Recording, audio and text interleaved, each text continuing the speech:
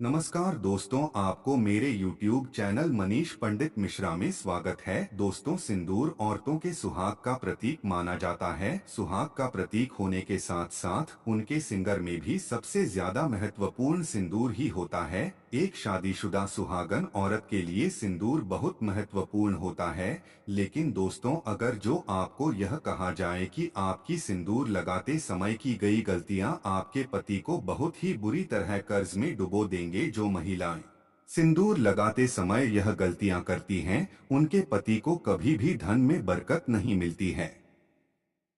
लेकिन दोस्तों, आपको घबराने की जरूरत नहीं है। हमारे वास्तुशास्त्र और पुराणों में सिंदूर लगाने के कुछ ऐसे महत्वपूर्ण नियम बताए हैं, जिनको जानने और करने के बाद आप भी अपने पति के किस्मत के दरवाजे खोल सकते हैं और उनके कारोबार या बिजनेस में तरक्की दिन दुगनी रात चौगुनी हो सकती है। लेकिन शास्त्र में यह भी बताया गया है कि अगर सिंदूर लगाते समय आप यह गलतियां करते हैं, तो आपका पति कभी भी धनवान नहीं बन सकता है। उनके हर कामों में बाधा आ जाती है और साथ ही दुर्भाग्य भी उनके दरवाजे पर दस्तक देता है।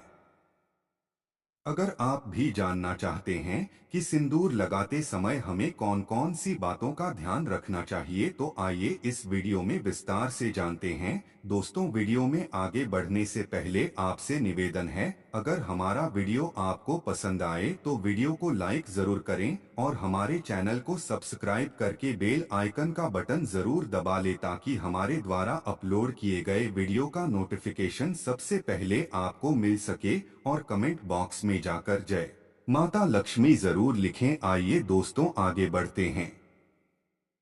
बंधुओं, हमारे हिंदू धर्म में शादीशुदा स्त्री का सब कुछ उसका सिंदूर ही होता है। और हमारे हिंदू धर्म में कहा जाता है कि औरतें जितनी लंबी अपनी मांग भरती हैं, उतनी ही लंबी उनके पति की आयु होती है। और इसके साथ साथ हमारे सामुद्रिक शास्त्र में भी 16 श्रृंगार बताए गए हैं, उसमें सबसे महत्वपूर्ण सिंदूर ही होता है। दोस्तों, आजकल के मॉडर्न जमाने में कई स्त्रियां सिंदूर लगाने के सही तरीके को नहीं जानती हैं, जिसकी वजह से वह अपनी मांग में उल्टा सीधा सिंदूर भरने लगी है। और इसी के वजह से उनके पति के जीवन में परेशानियां सदैव चलती रहती हैं। और ऐसे ही औरतें अपने पति के भाग्य को और अपने भगवान को दोष देते हैं। ऐसा बिल्कुल नहीं है दोस्तों, यह सब हमारे कर्मों से संबंधित होता है। नंबर 1 दोस्तों, वास्तुशास्त्र और पुराणों के अनुसार बताया गया है कि जो औरतें बाल धोने के तुरंत बाद सिंदूर लगा लेती हैं या फिर बालों को सूखने से पहले यानी कि गीले बालों में सिंदूर लगाती है, ऐसे में उनके पति को काफी परेशानियों का सामना करना पड़ता है। देखते ही देखते उनके पति कर्ज में डूबने लगते हैं और उनके काम धंधा व्यापार सब बंद हो जाता है। दोस्तों, हमारे वास्तुशास्त्र के अनुसार गीले बालों में कभी भी सिंदूर नहीं लगना चाहिए। हमारे वास्तुशास्त्र में इसे बहुत ही अशुभ माना जाता है। ऐसा करने से महिलाओं के मन में बहुत बुरे बुरे विचार आने शुरू हो जाते हैं। ऐसा करने से घर में और रिश्तेदारों में लड़ाई झगड़ा और परिवार में क्लेश होना शुरू हो जाता है। इसीलिए औरतों का हमेशा अपने बाल धोने के बाद तुरंत सिंदूर नहीं लगना चाहिए।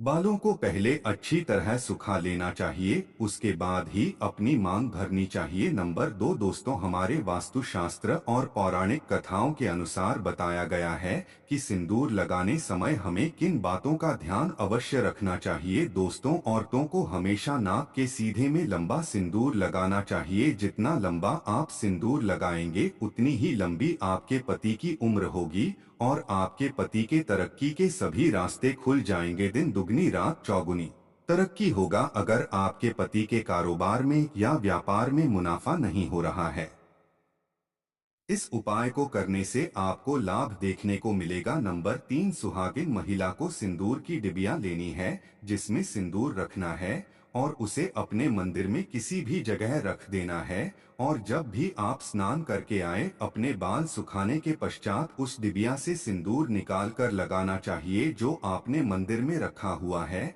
ऐसा करने से आपके ऊपर सदैव आपके देवी देवताओं का कृपा बना रहता है। नंबर 4 दोस्तों, हमारे हिंदू शास्त्रों में यह भी बताया गया है कि इस फैशन के द्वारा में महिलाएं अलग अलग बनावटी के कपड़े पहने लगी है।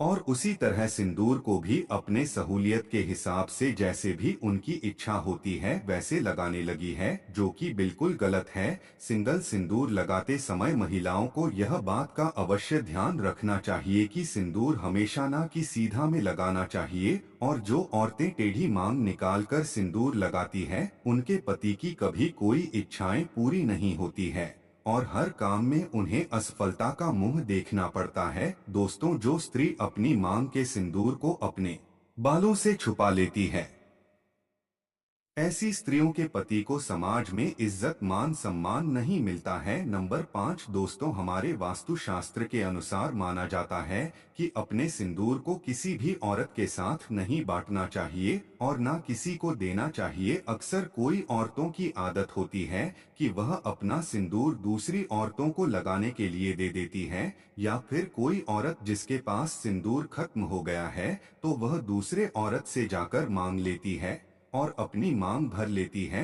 अगर जो आप भी ऐसा करती हैं तो यह गलती करना आज सही छोड़ दे, नहीं तो आपके पति का सौभाग्य आप खुद ही दुर्भाग्य में बदल दोगे। वास्तु शास्त्र के अनुसार सुहागिन औरतों को अपने 16 सिंगार को किसी के साथ नहीं बांटना चाहिए और ना किसी को मांगने पर देना चाहिए और किसी से मांग कर सिंदूर भी नहीं लगाना चाहिए। ऐसा करने से आपके घर दुर्भाग्य आता है। अगर जो आप भी अपनी बिंदी या फिर सिंदूर या 16 सिंगार में से कोई भी चीज किसी को देती है तो आपका सौभाग्य उसके पास चला जाता है। अगर मांगना ही है तो कोई छोटी मोटी चीज मांग सकते हैं, लेकिन बिंदी और सिंदूर एक सुहागन के लिए महत्वपूर्ण चीज होती है, इसीलिए अपना बिंदी और सिंदूर किसी को भी ना दे। नंबर 6 दोस्तों, हमारे वास्तु शास्त्र में यह भी कहा गया है कि किसी भी त्योहार के मौके पर खुद सिंदूर नहीं लगना चाहिए, अपने पति के हाथों से सिंदूर लगाना चाहिए। यह बहुत शुभ माना जाता है।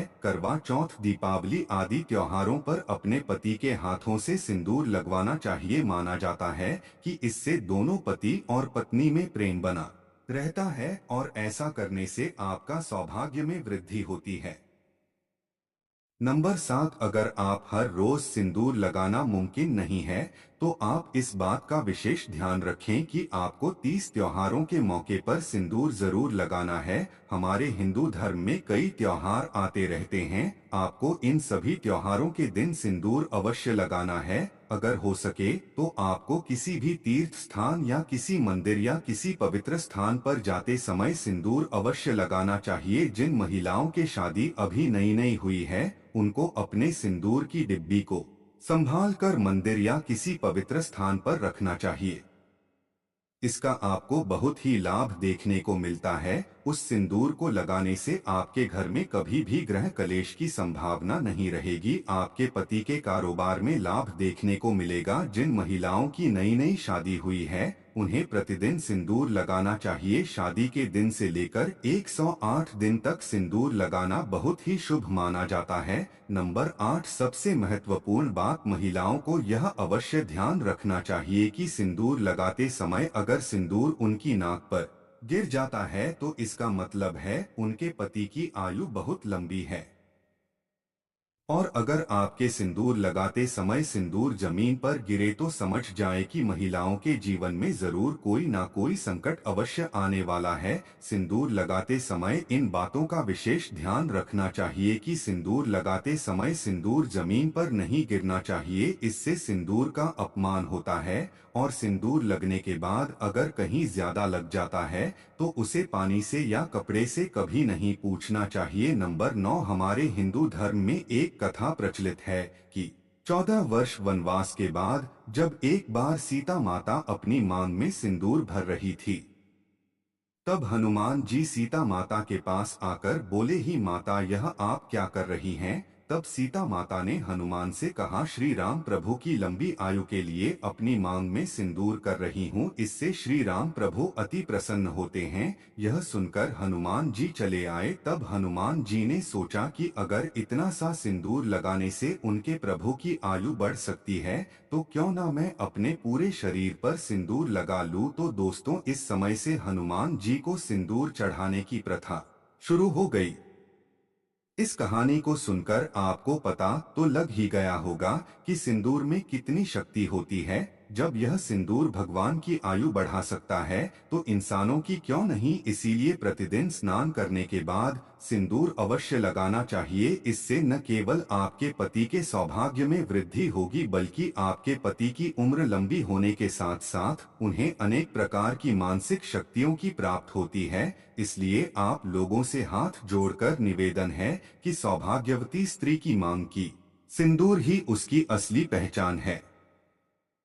दोस्तों, आज की हमारी वीडियो आपको कैसी लगी कमेंट करके ज़रूर बताएं। और अगर हमारी वीडियो आपको पसंद आई हो तो इस वीडियो को एक लाइक करें और कमेंट बॉक्स में जय मां लक्ष्मी ज़रूर लिखें। और अगर आप चाहते हैं कि माता लक्ष्मी का आशीर्वाद आप पर सदैव बना रहे तो आपके अपने चैनल मनीष पंडित मिश्रा को सब्सक्राइब ज़रूर करें। आज के लिए बस इतना ही दोस्तों, मिलते हैं अगली वीडियो में एक और नई जानकारी के साथ। तब तक के लिए नमस्कार।